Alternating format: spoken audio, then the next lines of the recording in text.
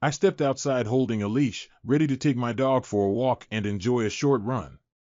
As I observed my neighbors starting their cars and heading to work, I let out a deep sigh, realizing I had no office or workplace to rush to anymore. Following my business's bankruptcy, I was stuck with a huge pile of debt, and I'd be spending another day at home trying to revive my once thriving business, which had met with nothing but failure. The weight of these setbacks left me feeling lost in a world that continued moving forward without me. I noticed my neighbor James walking over from his well-maintained driveway.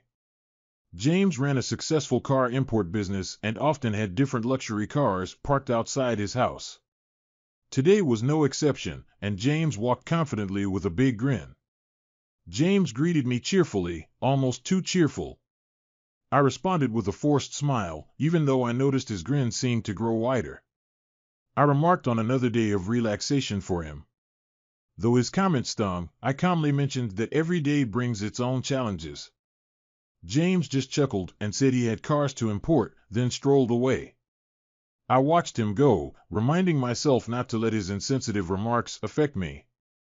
I knew some people couldn't resist the urge to gloat. Returning home used to bring me great comfort, but now it felt like stepping into a storm. Not because of the walls or the furniture, but because of someone who lived there, my wife, Nicole. Nicole, who worked as an insurance agent, had grown distant and cold since my financial troubles began. The difference was stark. Gone were the days when she would excitedly call me to come home early for a romantic dinner or snuggle on the couch for a movie. Our conversations, once warm and affectionate, had become brief and mechanical. The home that had once been a sanctuary of love now felt like a reminder of what we had lost. I attempted to bridge the growing gap between us by mentioning the times when Nicole used to check on me during the day. Nicole responded curtly without looking up from her papers, indicating that things change. One evening after returning from work, I gathered the courage to approach Nicole, driven by my longing to rekindle the closeness we had once shared. I softly brought up our first anniversary, recalling the candlelight dinner on the terrace and our dance under the stars. Nicole looked up from her laptop with an unreadable expression and inquired about the purpose of my remarks. I confessed, saying, I miss us. I miss how things used to be. She audibly sighed, closed her laptop, and explained that she didn't have time for this at the moment as she was swamped with work. She emphasized that being at home didn't grant her the luxury to sit around and reminisce. I felt a sharp sense of rejection and expressed my desire to spend time together as we used to. Nicole's eyes hardened as she mentioned that times had changed, highlighting her responsibilities while I pursued my activities. She indicated that she didn't have time for sweet talk and suggested that we could discuss things when she wasn't buried with work. I nodded, feeling the weight of the distance between us. All right, Nicole, whenever you're ready, I said as I walked away. The cold silence of our home felt more pronounced than ever. While walking through the park with my dog, a newfound optimism began to well up within me. Despite the failure of my business, I realized it was just one obstacle in the grand scheme of life. I whispered to myself, patting my dog, it's just another challenge. I can and will rise again. Upon returning home from the dog walk, I noticed Nicole at the dressing table, gracefully applying lipstick and makeup. Her reflection caught my eyes, evoking memories of the early days of our love. I approached her with a gentle smile and complimented her beauty. Nicole didn't even glance at me. She continued applying her makeup. A moment later, when she was finished, she looked at her own reflection and smiled, remarking, I am beautiful. In an effort to bridge the gap between us, I casually inquired about her work schedule for the evening. She paused, eyeing me curiously, around 7, I think. Why? I winked and replied, oh, no reason, just thought I'd ask. In my heart, I planned a surprise tonight. I would prepare a home-cooked dinner, complete with her favorite wine. It was a small gesture, but perhaps it could mark the beginning of healing our bond and regaining her attention. After all, mending our relationship might just be the motivation I needed to rebuild my career. Was this response better or worse? I spent the day refreshing our home with upbeat music playing in the background. I wanted the atmosphere to radiate warmth and welcome for Nicole's return. With every clean surface, washed dish, and empty trash, I felt a small sense of accomplishment. After making our home shine, I headed to the grocery store to gather ingredients for the evening's dinner. As an afterthought, I decided to visit the wine store to get Nicole's favorite wine. Upon entering, the familiar doorbell chime greeted me, and Pam, the saleswoman, recognized me with excitement. Pam greeted me, saying it had been a while and asking how I'd been. I gave a half smile and replied that I had had better days, but was getting by. I inquired if they had a bottle of the rose wine, to which Pam playfully raised her eyebrows and teased about planning a romantic evening at home. I chuckled, attempting to sound nonchalant, and confirmed that it was something like that. Pam mentioned that Nicole had been there about an hour ago and had picked up a bottle of the same wine. Pam seemed to realize she might have said too much, and she stammered, suggesting that maybe Nicole was planning her own surprise. Clearing her throat, she efficiently wrapped the bottle for me, hoping to change the subject.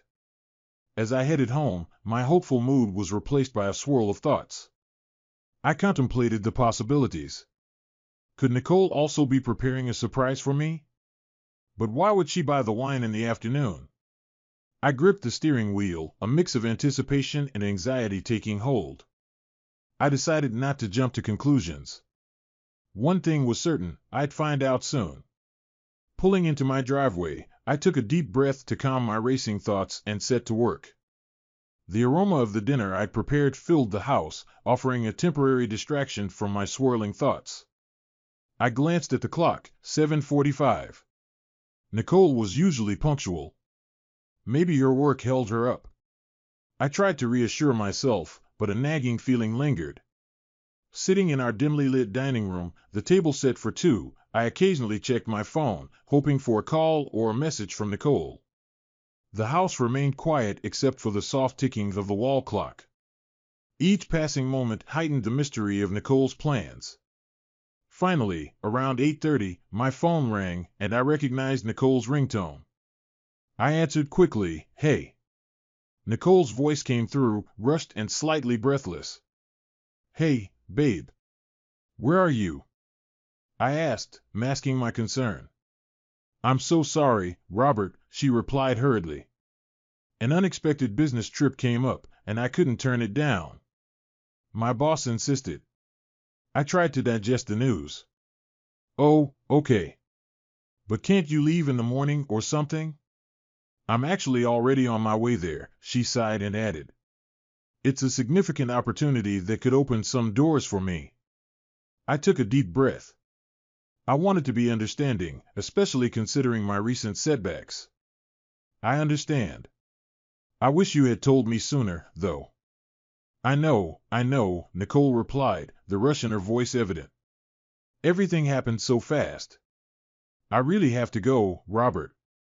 I looked at the beautifully set table and the dinner I'd prepared. "All right, take care, Nicole. Call me when you can." Nicole's voice softened. "Okay, I will.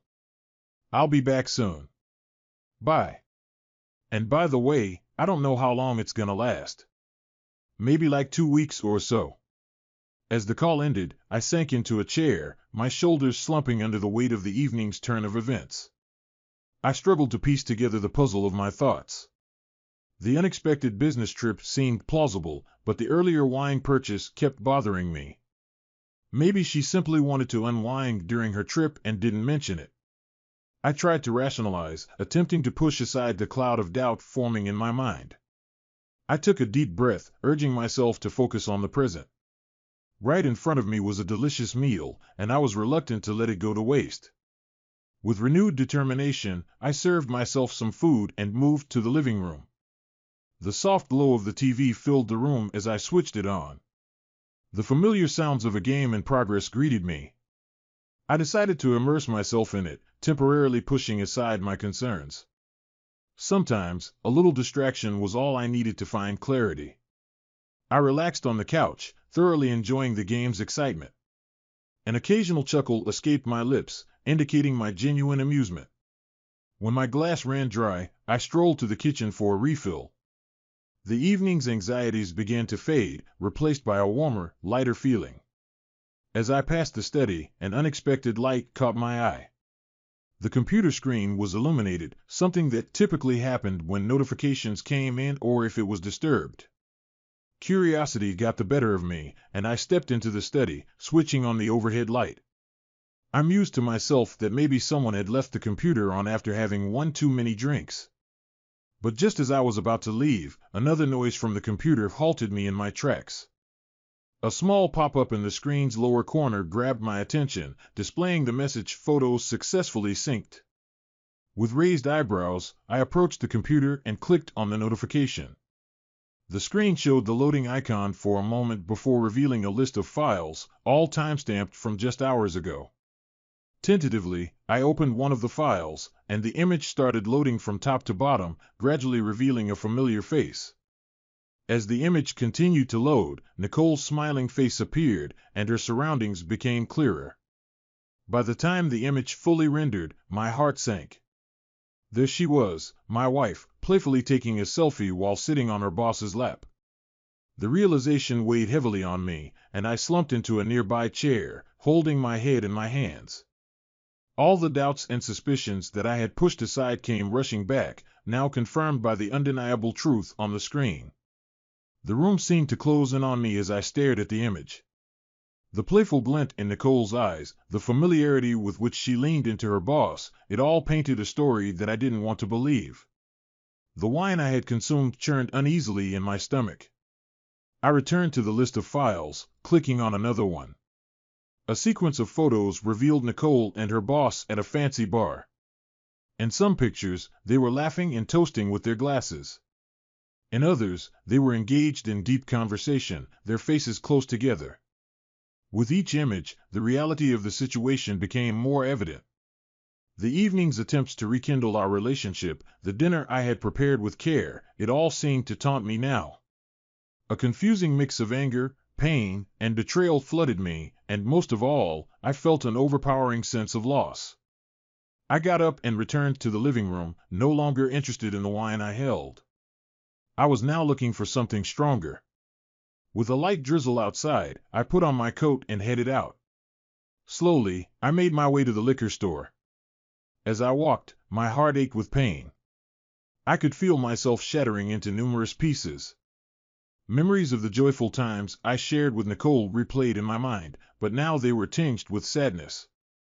The question why echoed repeatedly. Why did Nicole grow distant? Was it because I had failed as a provider? I remembered the times when my business was thriving, when we both had big dreams. I had once enthusiastically promised Nicole the latest Mercedes, a symbol of success and luxury, but I never followed through on that promise. Could that unkept promise be a part of why she distanced herself, or was it something more? It was hard to pinpoint one reason. Perhaps it was a combination of many small things, overlooked moments, and unspoken emotions. All I knew for certain was that our relationship had changed, leaving me with a profound sense of loss and confusion. I entered the store, rainwater dripping from my face and soaking my coat. Pam, upon recognizing me, noticed the fading smile on my face and paused for a moment, searching for the right word. "Hey, Robert," she began gently, "having a tough day?" My voice was low, almost a whisper. "Whiskey, please." Pam, perceptive as always, sensed that something was amiss. "Are you sure about that?" "You know, if you need someone to talk to." But I simply shook my head, interrupting her. "Just the whiskey, thanks." I took the bottle, offered a brief, weary smile, and left the store. I didn't wait until I got home to open the whiskey. After a few swallows, the world began to spin. The drink heightened my emotions, breaking down my usual defenses. Stumbling a bit, I began speaking louder to strangers passing by. "Hey there," I slurred, pointing at no one in particular. "Do you know my wife? She's off somewhere having the time of her life with her boss, and here I am, celebrating." I laughed bitterly, my words dripping with sarcasm. "Yep, a one-man party, that's me."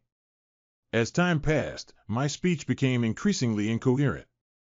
I began to sing fragments of a song that had played in my home earlier, the same song meant to accompany a romantic dinner for two. My voice wavered, sometimes staying on key, other times going entirely off tune.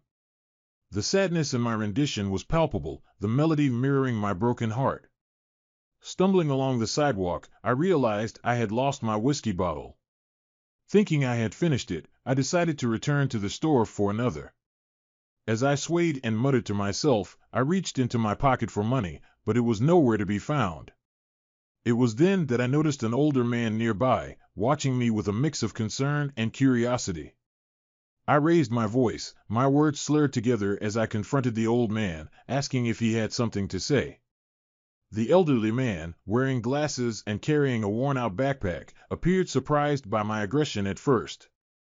However, my tone quickly shifted from confrontational to desperate. I apologized to him, my voice breaking, and explained that I really needed a drink right now. I asked if he could spare $1 or 20.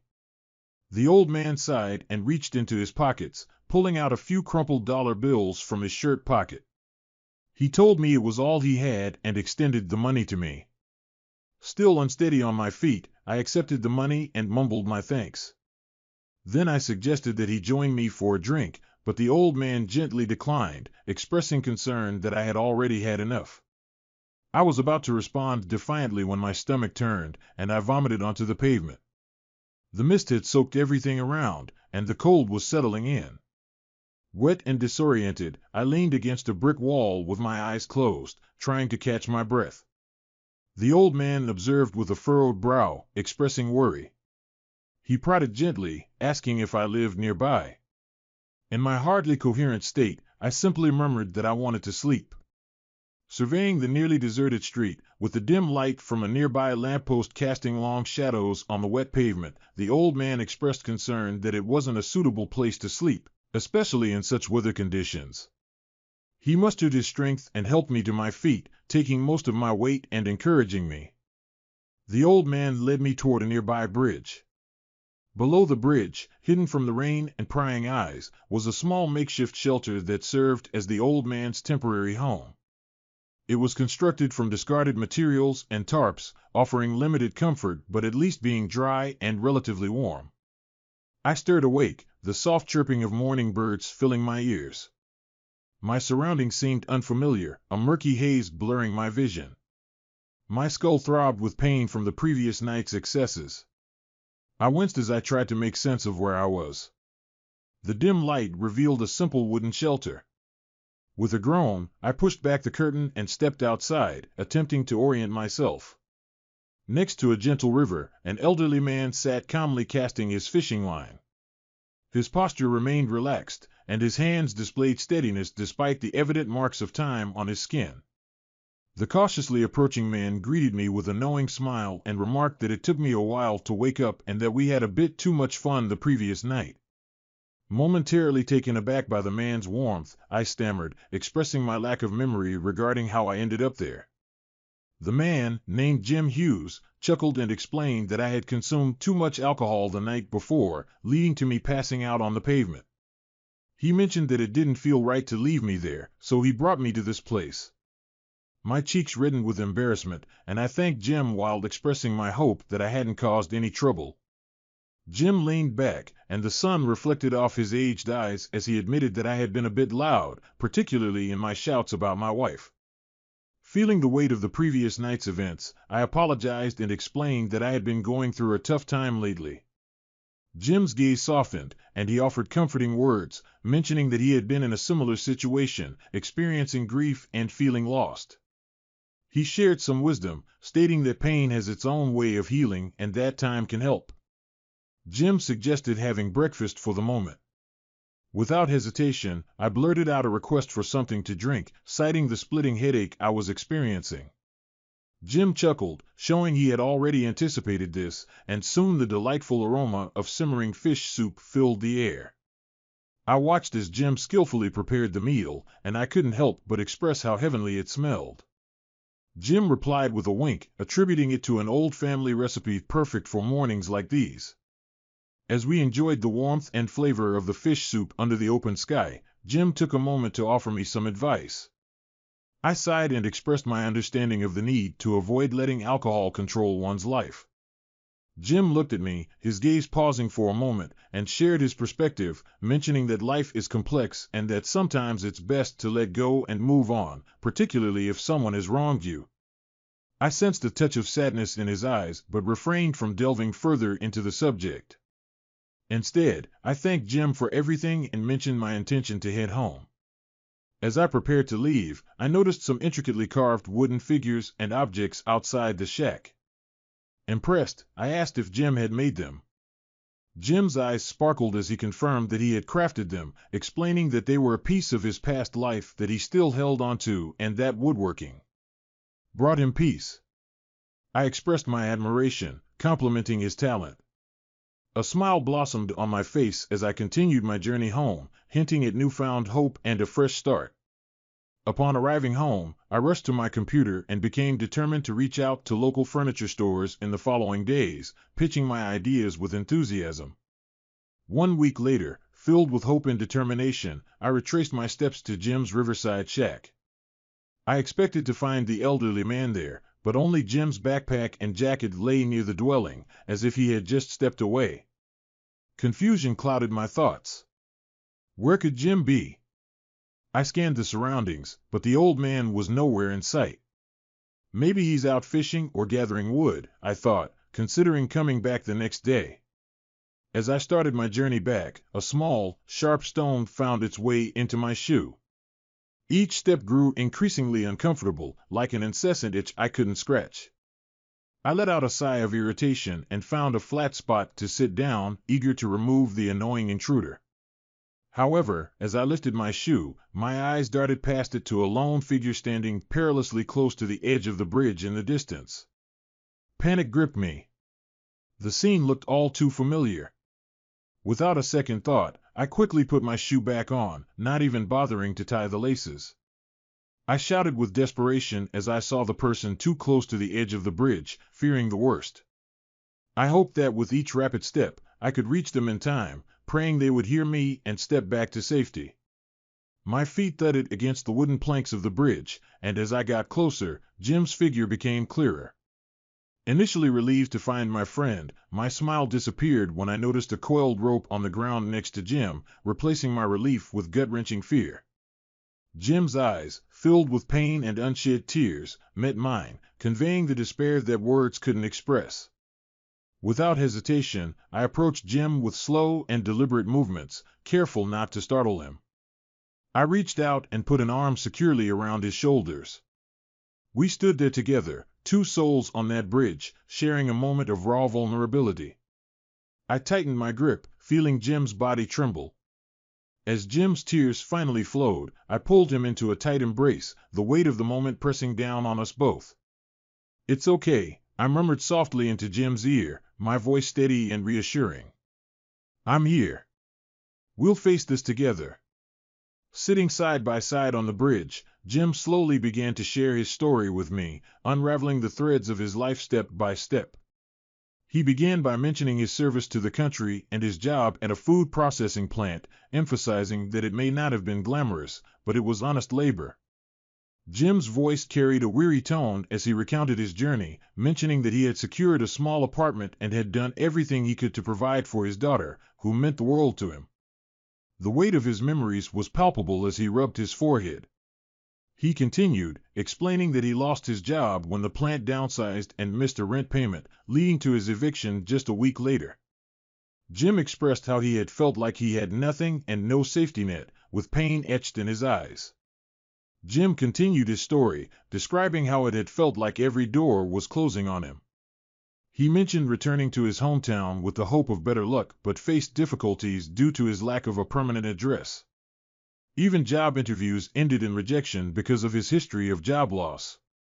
Jim looked down and fidgeted with his hands, conveying his anguish as he recounted how he was picked up for sleeping in places he shouldn't have been and fell seriously ill.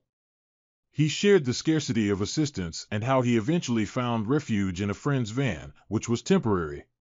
He mentioned stumbling upon the shack by the bridge, which had become his makeshift home. He let out a heavy sigh, expressing that the most painful part had been knowing his daughter was out there thinking her father had abandoned her. Jim had been deeply despondent, feeling lost and without any hope for a brighter future. He had reached the bridge in a state of despair. My heart unexpectedly went out to Jim. This elderly man, with his gentle demeanor and genuine smile, stirred a protective instinct within me. As we walked back to the shack together, I spoke with genuine warmth, telling Jim that life had thrown some hard punches his way, but he was not alone in this battle anymore. Jim's eyes glistened with a mix of gratitude and astonishment, and my mind raced with possibilities.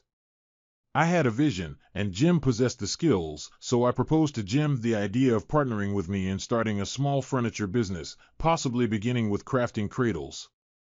Jim looked taken aback by the unexpected proposal, but slowly a glimmer of hope began to shine in his eyes, a light that had been missing for a long time. He asked hesitantly if I would trust him with that endeavor, to which I replied confidently that I wouldn't have offered if I didn't. Over the following 2 weeks, the garage at my house echoed with the sounds of sawing, hammering, and laughter as we skillfully crafted exquisite wooden cradles. Each piece carried a story of hope and fresh beginnings. Jim became more than just a guest in my home. We shared meals, stories, and dreams, becoming like family with each passing day. I loaded the beautifully crafted wooden cradles into my truck and headed to the local furniture stores. The cradles immediately caught the attention of store owners with their intricate designs and expert craftsmanship. When one store owner inquired about the craftsman, I proudly told them about my friend Jim, emphasizing his remarkable talent. It didn't take long for the cradles to gain popularity. Customers appreciated their uniqueness and the exceptional craftsmanship that went into each piece. Word spread, and soon more and more stores were reaching out to me and Jim with orders. One day, my smartphone displayed my wife Nicole's name, filling me with anticipation and memories. In a brief conversation, Nicole mentioned a delay and the possibility of an extended trip abroad. When I inquired about what was going on, there was a moment of silence followed by Nicole clearing her throat. She then explained her urgent need for a loan. Hesitating due to our history and the abruptness of her request, I eventually conveyed my inability, explaining, "Nicole, I'm sorry, but I can't do that right now." Her irritation was audible, and she sighed and responded sharply with, "Fine, forget it," before abruptly ending the call. Jim and my collaboration had taken off, and the demand for our finely crafted cradles was on the rise. Our small workspace was quickly becoming inadequate to handle the expanding business. As time passed, it became evident that we needed more space to accommodate our growing enterprise. I recalled a conversation with my friend Mark, who mentioned owning an old barn just outside of town. It was spacious, sturdy, and had been vacant for years. The transition to the barn went smoothly, and we hired a couple of eager local workers who were enthusiastic about learning the craft and becoming part of our growing success. I began to oversee operations more frequently from my home office. One evening, after a long day at the barn, Jim returned home to a pleasant surprise. Upon entering the house, he found me bustling around in the kitchen, which was an unusual sight. Typically, we would share a simple dinner with the rest of the crew back at the barn before calling it a day. However, this evening was different. The table was neatly set, and a delicious aroma filled the air. Seeing Jim standing there somewhat perplexed, I motioned for him to take a seat at the table. "Please sit down, Jim. Dinner will be ready shortly," I said with a friendly smile. Jim, though confused, complied and took a seat, observing me as I moved about the kitchen with determination. Eventually, I joined him at the table, removing my apron, and my face lit up with a wide grin, piquing Jim's curiosity. "I hope you won't be upset, Jim," I began, my eyes gleaming with an indescribable emotion. Before Jim could inquire further, the doorbell rang. I quickly answered it, and a moment later, a young girl hesitantly entered the room, her eyes filled with curiosity as she took in the unfamiliar surroundings. A woman followed closely behind. Jim's face shifted from pale to flushed with emotion as he recognized his daughter, Mindy. He rose from his seat, stumbling slightly as he rushed towards her. They embraced tightly, their emotions needing no words to convey their feelings. Behind them, I stood with the young girl, Kristen, smiling warmly at the heartwarming reunion. Mindy's voice quivered as she spoke amidst tears, expressing, "I thought I'd never see you again, Dad." Jim choked out with a trembling voice, "I'm so sorry, sweetheart. I should have reached out." In a soft tone, Mindy said, "You should have, Dad, but it's okay now," as she stroked her father's hair. Jim nodded, clinging to his daughter as if she would vanish if he let go. He then looked at Kristen and then at Mindy, slightly confused. Mindy laughed and informed him, "Yes, that's Kristen." Jim gazed at his granddaughter, a lovely little girl he had only seen as an infant in pictures. I clapped my hands, gently drawing their attention, and informed them, "Well, everyone, dinner is ready. Please come to the table." As they gathered around the table, Mindy shared her struggles of the past month. Her obsession with finding her father had strained her relationship with her husband, ultimately leading to their separation. It had been a challenging journey, but at that moment, with her father by her side and new friends around, Mindy felt a sense of peace and closure she hadn't experienced in a long time. The warmth and laughter in my home multiplied with Mindy and Kristen's presence. They added a delightful energy that I recognized was healing for me. I invited them to stay, knowing how much it would help my friend rebuild the lost bond. One evening, while engrossed in paperwork in my home office, the main door squeaked open. It wasn't Jim or Mindy, and I knew this because they always announced their return cheerfully. Glancing out, I saw Nicole. She appeared weary, with slumped shoulders and dark circles under her eyes. She sighed, dropped her bags, and stretched. That trip was quite an experience. I watched her silently, a furrow forming on my forehead. She walked past me and slumped on the living room sofa, every move reflecting her exhaustion. Taking a deep breath, I approached her. I hesitated for a moment before sitting beside her, maintaining a bit of distance. Nicole glanced at me, trying to gauge my feelings. "Look, Robert, I know things have been complicated." I raised a hand, interrupting her. "Did you have your phone sync turned on?" I asked, my voice low. Nicole looked puzzled, but realization soon crossed her face, her eyes widening in shock. I swallowed hard, holding back my emotions. "I saw the pictures, Nicole. I didn't need to see more than a few to understand." She moved closer, desperation in her eyes. "Robert, please listen. It's not how it seems. We were just..." I stood up abruptly, cutting her off. "I wish I hadn't seen those photos, Nicole. But now that I have, things can never be the same. I can't. I won't pretend everything's okay." Nicole's voice trembled as she pleaded, "Robert, just give me a chance to explain." I shook my head. "I think it's best if you leave, please." Nicole's tone escalated, her frustration evident. "So this is it? You won't even hear me out? Fine, leave. But just remember, no one will ever stand by you the way I did. No one will love you like I did." The sound of the front door creaking open interrupted the tension in the room. Jim, having just entered, froze, realizing the gravity of the situation. He decided to give us some privacy and quietly retreated, gently closing the door behind him. Nicole's demeanor shifted as her attempts to assert herself failed. She appeared genuinely remorseful. "Robert, I'm truly sorry," she whispered. While I acknowledged her apology, I firmly requested that she leave. As Nicole exited, a cheerful Kristen was playing on the lawn. She spotted me and rushed over, hugging my legs tightly. The innocent embrace seemed to emphasize the contrast between the past and a potential future. Nicole watched, taking in the scene. A pang of realization struck her, perhaps someone else would indeed offer me the love and respect I deserved, something she had been unable to provide.